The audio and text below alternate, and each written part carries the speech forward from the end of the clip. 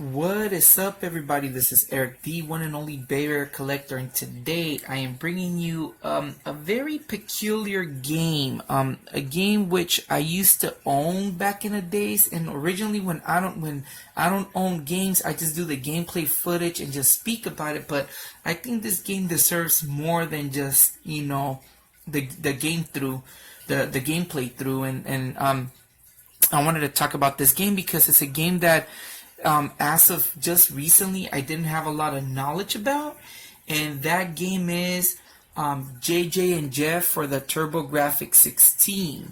You can see sorry, I'm using the box because since I don't own the game, I am getting, there it goes. I am not, I don't have the Hue card, but I have the game. So yeah, and so that game actually, JJ and Jeff came out back in 1989 in Japan, and then came out in 1990 in the US when the TurboGrafx-16 was released. And basically that game, JJ and Jeff, who are these characters? That's what my main question was for many years. And then I finally recently, after playing the game and beating it, I found out who they were. So JJ and Jeff in Japan, they are known as Kato-chan and Ken-chan, which is a side-scrolling game made by Hudson that is loosely based on a very popular Chinese. I'm so sorry, I said Chinese. It's loosely based on a very popular Japanese comedy show, kind of like a variety show, that was named Fun TV with Kato-chan and Ken-chan. And it's a very popular, I guess it's a very popular show in Japan. And so they made the game based off the characters from that show. And yeah, so and one of the interesting things about this game is that the producer of America's Funniest Home Videos got the inspiration or the idea of America's Funniest Home Videos from that show. So that's what makes this very interesting. As of right now, as of recently, I didn't know that. But there were these comedians that were very popular in Japan, and so they brought the game to the U.S. But for us in the U.S., the game was known as JJ and Jeff. So who are JJ and Jeff? Basically, they're just made up characters for the U.S. audience. I feel like the characters were made very similar to Miami Vice, kind of like a comedy, a slapstick, a slapstick, style of the Miami Vice characters, because JJ and Jeff, the game, is about the two detectives that are out to rescue a very rich man. They get a call and they go off and rescue this rich man and go save him. So like I mentioned before, this is like a 2D side-scrolling platformer, very similar to Adventure Island, in which you go through the levels, you collect fruit to raise up your vitality, but as you hit enemies and you go further down in the levels, you lose the vitality, so you got to keep it up. Way to replenish it, like I said, is to get fruits. You can also go into some of the bathroom doors and maybe getting extra items and coins along the way. Another thing you gotta know is that the game is divided into six levels, and each level has 4 areas. And in each area, you must search for the key. Very important. You gotta search for the key in order to make it to the boss of that level. Otherwise, you repeat the level until you get the key. But fortunately, when you repeat the level or you repeat the area, when you jump on the green trampoline, that's what you use to repeat the level to go back. They put you like very near where the key is located.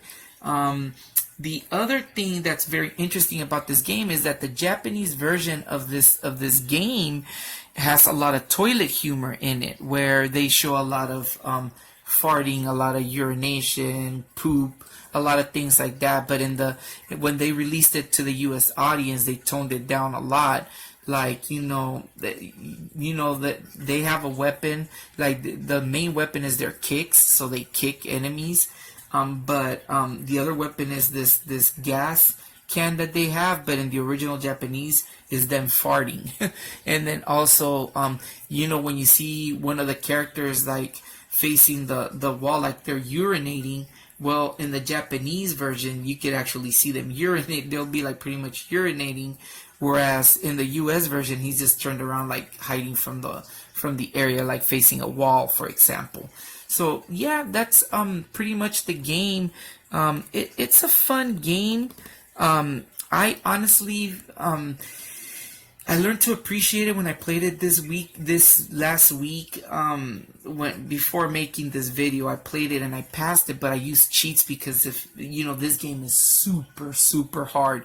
When I owned the original copy of the game, I thought that it was like almost impossible to play. Like, it was really hard for me. But once you learn the mechanics, it becomes easier.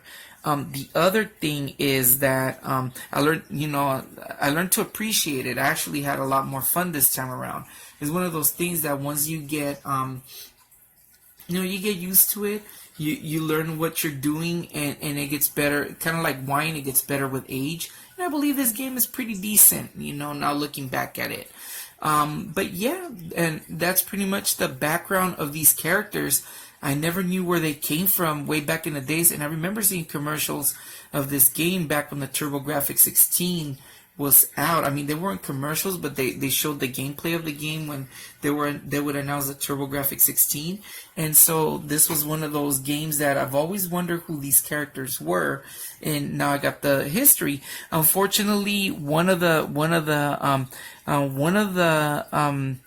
comedians that played, I think it was Kato-chan, who I believe Kato-chan passed away last year in 2020 due to coronavirus. He got sick and passed away. Another thing to note about Kato-chan and Ken-chan, and correct me if I'm wrong, if I said the wrong person passed away. Another thing is that they were part of this band in Japan called the Drifters, and they did like rock and roll music, and also one of the other surviving member actually was recently shown on the news because he married a young 20-year-old girl, and this guy was already in his 60s. So this guy was doing his thing. But yeah, very interesting history. I didn't know that this particular game derived from a show that was an inspiration for America's Funniest Home Videos. So this game to me is rather interesting, and I like finding out about these things. So anyways, I'll leave you guys with a little bit gameplay of the game. I actually beat past level 1.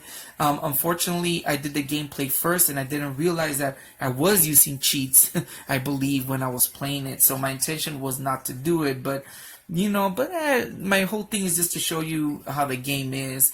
Kind of how the game progresses through the whole levels. But anyways, yeah, pretty interesting game, a game to kind of check out. Thanks guys for watching. This has been Eric the Bear Collector.